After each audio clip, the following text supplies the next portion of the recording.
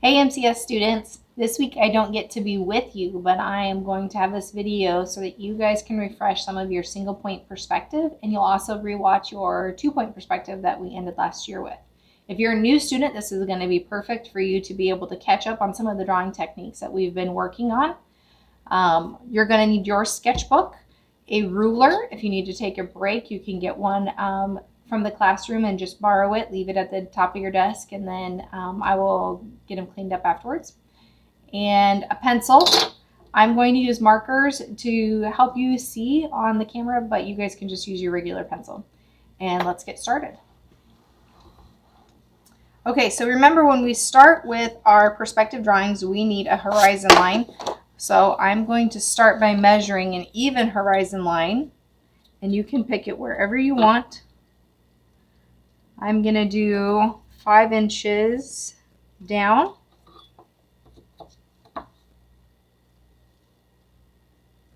And 5 inches down.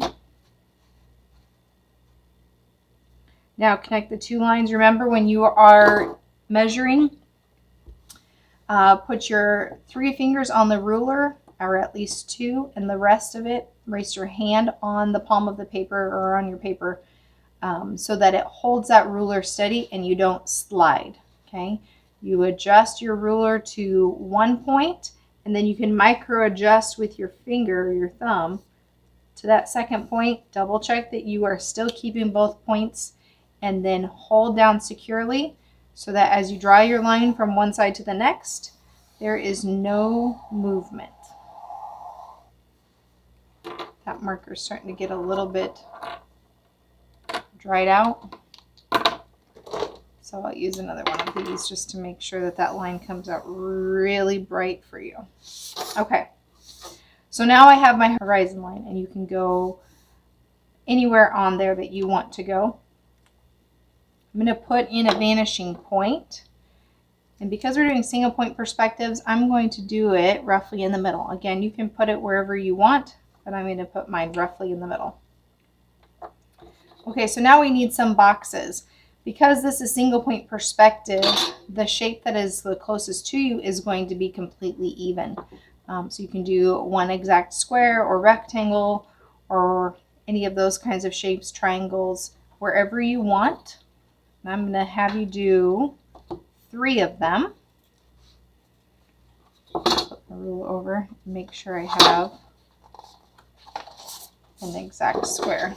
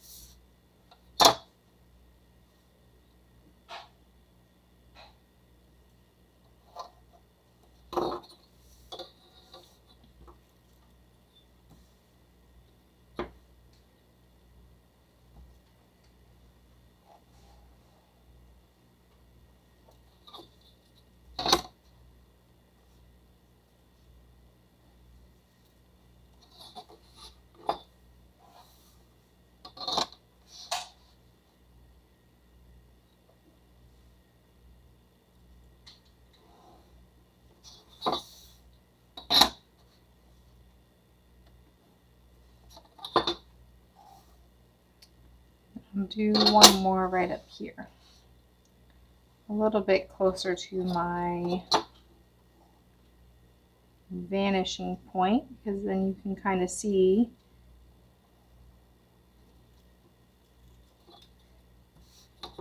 what it looks like as you get closer and closer to that vanishing point.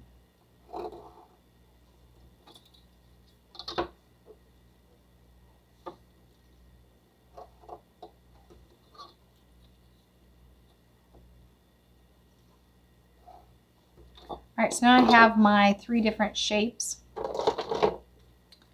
Real quick, I'm going to outline these just so that they stand out really bright for you guys on the camera.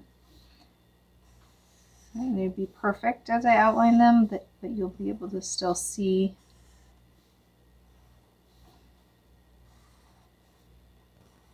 all my vanishing lines. All right, so there we go. Now all of these boxes are going to become cubes, and they are going to have their lines recede back to this vanishing point. So from every point, it goes back to that vanishing point. You're going to take your ruler and start with one of your points from this corner to this vanishing point. Again, you line up one point, micro adjust to your vanishing point, and then draw back. Okay. Micro adjust, draw back. Go over this one again just so it's a little bit brighter. If I was making something that was transparent,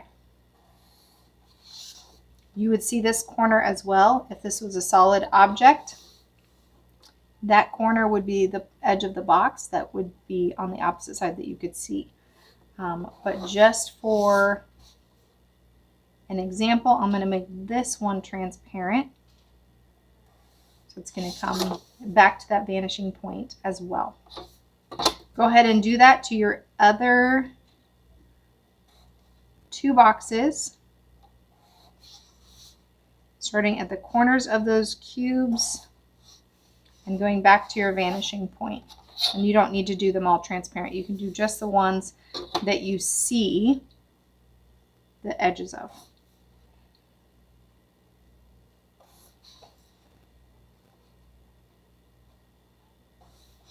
Okay, so now we have them all vanishing back to our vanishing point, and now what we need to determine is how deep are these boxes? How far back do they go before they stop? If this one was a semi, you could say it goes back that far, and then you're going to use that same line. This line is going to be completely vertical, just like this line. It's parallel to this one. And then the top of your box, right here, you're going to have another parallel line to that touches this other cut line that I just put that's pink. See? So this line is parallel to this line, and this line is parallel to that line. And I could say that maybe this was a semi. And you could have like the cab up here. Okay. All right, so let's cut this one as well. Same concept. If you're cutting on this side, the line's going to be parallel to this front edge of the box. If you're cutting on the bottom, it's going to be parallel to the bottom of the box. And when I want to be able to see if I'm parallel, I keep my ruler on the opposite side. I don't cover up the line I'm trying to match. This way I can actually see where I'm at. I can see my ruler is parallel to that line. So when I draw that line, it's going to be parallel as well.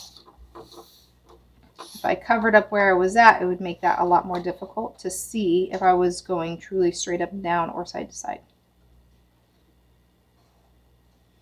There we go.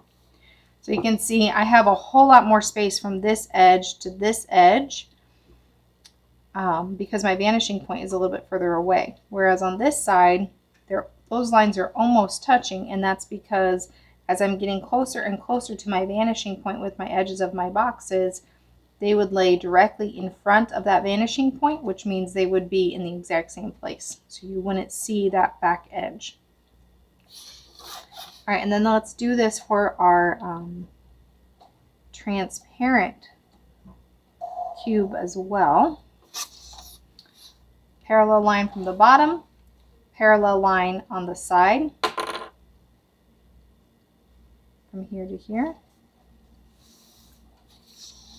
Now, these other boxes, you could not see through them. This one you can. So this line is going to be parallel across. It's going to be parallel to this top line and this bottom line.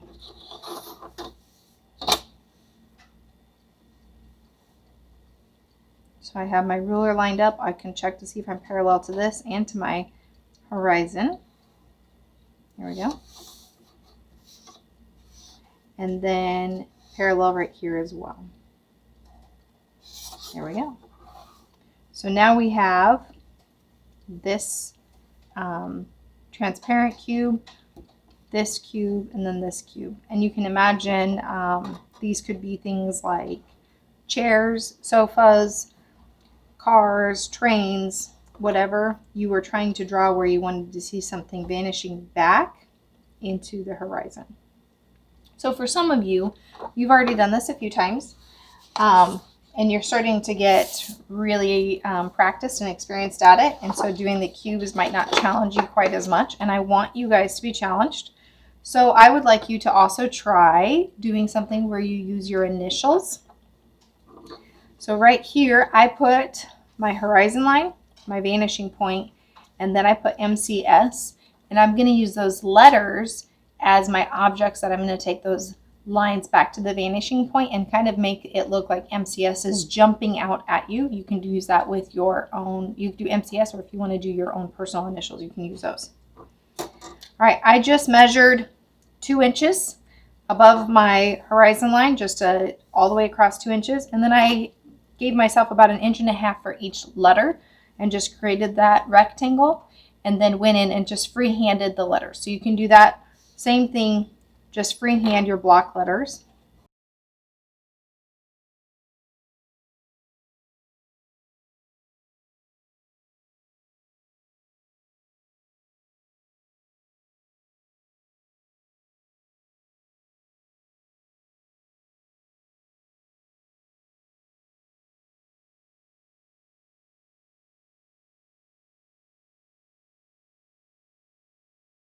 All right, so now I have my MCS, and I'm going to move these other sheets around so I don't keep slipping on them. I have my MCS. Now, if you look really close, this is just a side note. You can see how my lines aren't perfectly even on that. When you come back in, if you're ever doing that, I can even look at my C and I can say my line is wider here than it is here. You can just come back in and kind of thicken those lines where you want to from one side to the other. And you can make that look like, well, it'll even it out and it will thicken it so it looks more framed and smooth. There's always room to be able to come back over the lines you've done and modify them a little bit to smooth them out, make them look a little bit more polished, and get your hard lines in there over top of maybe some of your construction lines.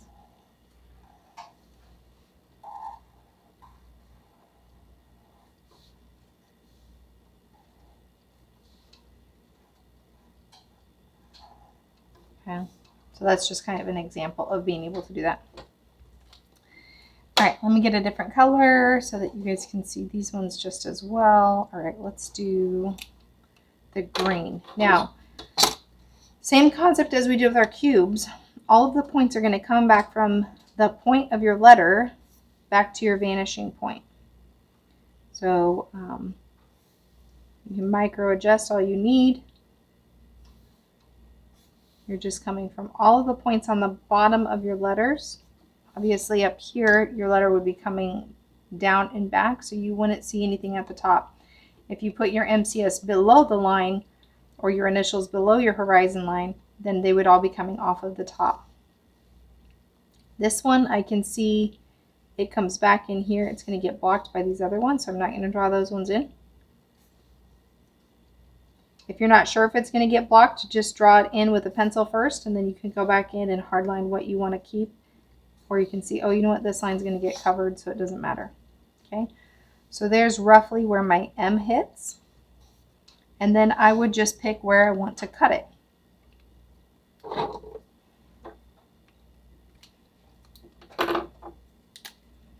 To say this is how deep my M is. Parallel to this line. This one is parallel to there. Come down to the point. Parallel. And then this one, I'm going to actually steal my ruler and go straight up. All right, so then I have my M kind of coming out from the page there. Go on to my C.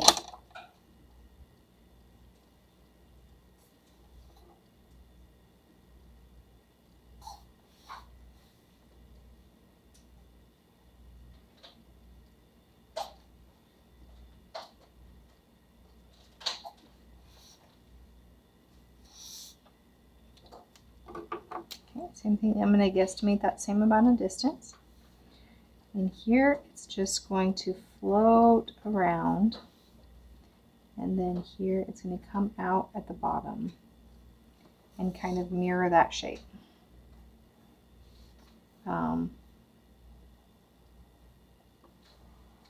As the bottom of your C, and this one will copy that shape, that arch right there. Okay. Back to my S.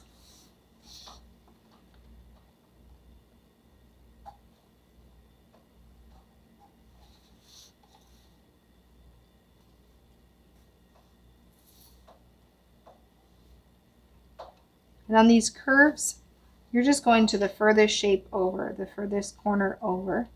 So you're going to get your vanishing point, and then right there I can just barely see a sliver of my purple, and that's how I know that's where I'm lined up with my vanishing point, and the sliver of that, I know that's the furthest I can go on any of those rounded corners or rounded edges where you don't actually have a corner. All right. So now we can come back in and we can do our cut lines to this. So these are the easy cuts that are like right in on below a parallel line. This one, we're just going to try to create that same distance and mimic this circular shape or rounded shape of the S. Same thing here. We're going to mimic that rounded shape, and then right up here as well. All right, and then just so that that stands out a little bit clearer, see if this one shows up better. I want something that's going to give you a little bit of depth.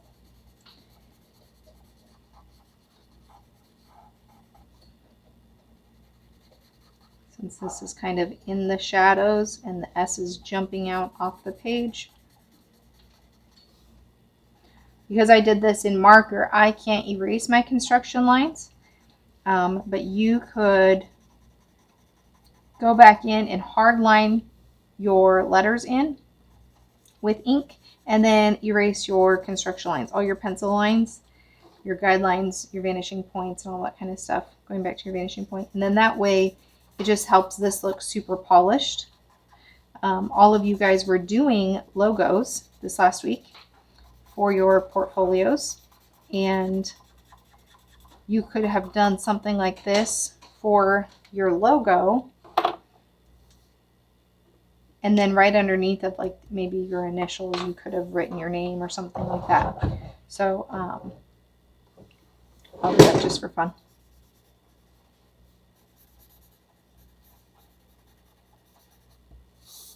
And then if you kind of imagine all of those other construction lines gone, just those initials vanishing back and giving it depth as if they're jumping off the page, and then a single font right below it, it kind of creates a nice little looking logo.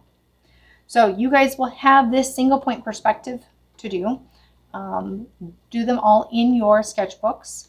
I'll see your cubes and then your letters, at least 2 initials. You don't have to do a bunch of letters, but just 2 initials, 2 letters. And then you're going to also have your 2-point perspective video to watch, and you'll have some cubes in there as well. Keep all of those in your sketchbook. When you turn in your sketchbooks for your first assignment, that's when I'm going to go in and check and make sure that these are complete, and I will mark them as completed assignments. Guys, I will see you in a week. I can't wait to see what you guys did this week. Have a really good day.